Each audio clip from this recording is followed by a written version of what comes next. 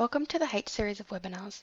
This webinar series is aimed at new and aspiring sheep producers to give them a step up into the Queensland sheep industry. This webinar is part 3 of the series and is titled Handling Foundations, exploring the basics of working sheep efficiently and effectively with an emphasis on yard work. This webinar was delivered by renowned stock handler and dog trainer Neil McDonald on the 15th of June 2020. This is clip 6 of 8 and covers educating staff and stock together. We really probably need to get some terminology. A lot of the people are backpackers or with a language barrier, or people from the city, and a lot of the old timers will say, "Hey, young fella, just go to the lead," and that person is completely bamboozled. They don't know if it's the dog lead, the extension kit lead, even the police follow a lead. So a terminology in the bush for the front of the mob, which is to our right, you would term that as the lead. The front of the mob's the lead.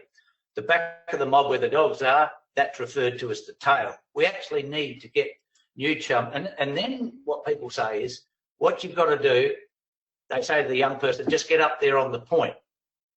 Well, some people just don't know where the point is on the mob. And then they say, no, I want you to come back along the wing. We've got to turn, and then they say, I just want you to poke along the tail. And this is weird terminology. It's a bit like how a dentist talks to the nurse. You just can't hear it. It's code. And unfortunately, that's what a lot of people have got in the bush. It's a code. Some people even have a code with a dog. They have a code with this dog that lasts for 10 years, and then they get a new pup, and the new pup doesn't understand the code. So we really need to get some terminology that's understandable by everyone. I like, and you can just see it there, I don't see that as a mob of sheep. On the left, I call that the front fifth, the second fifth, the third fifth, fourth fifth, and fifth fifth. And then you'll start seeing the mob differently, because probably I can let you in on a secret. If you ask a backpacker or a new chum to go into the yard and empty it, they have trouble, because they generally go to the back of the yard and try to push the fifth first.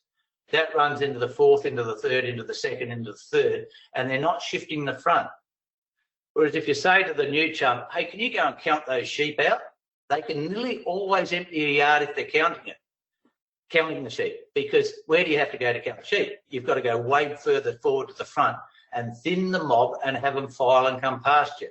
So that's what we need. Maybe if we just made out we were counting every time we went to empty a yard, our sheep would be way more cooperative, because they would never learn to just circle in gateways and ping and try to go back past us. So likewise, sheep going down, say in a race to a weigh box. Sometimes the front sheep gets a length or two, body length of sheep or two, forward of the second and third one. People see that one at the weigh box not going in, so they go down and give it a push. But they weren't paying attention to what they were doing when they were walking down. So as they walk down to push the front one, they turn the second one, third one, fourth one, fifth one back. They give that one a shove and they look back and there's nothing facing them to come forward. So it's super, super important when you go to the front to push one that you look over your shoulder as you travel. Because if the way and the distance you're walking from them is making those that haven't yet come turn, you're probably better off stepping aside a little bit and sending the second one onto the first, the third one onto the second, and bank them up like that. And then go forward and give your front one a push, so there's a continued flow to follow it. Some people make the mistake then. They go forward and give the front one a push. It moves 1/4 of a millimetre forward. And with that, they've convinced themselves it's going to go. So then they walk all the way down the back of the race and look back and it never went. And that's because they didn't look over their shoulder to check to see whether their efforts of pushing it into the weigh box actually work. And that is something that really needs to be emphasised to people. When you go somewhere, go that way, but you've got to glimpse back at where you've come from, not stare back, but glimpse back to see if you've got a changed course of where you're going. Super, super important to do with handling. Quite often, two people go into a yard and they open the gate, and then both people go back to bring the sheep forward to a gate that's been opened. You can try it sometime if you wish. Get down on your hands and knees and get your head at the height of a sheep and have someone open a gate. Well, if you look, the panels, the rails, the tree, the tin, the whatever beyond that gate line act as an optical illusion, making the sheep think the gate's not shut. So people open the gate wide, the person knows it's wide, but the sheep don't think it is. So the two people go to the back of the pen and do star jumps and get quite agitated when these sheep won't go forward.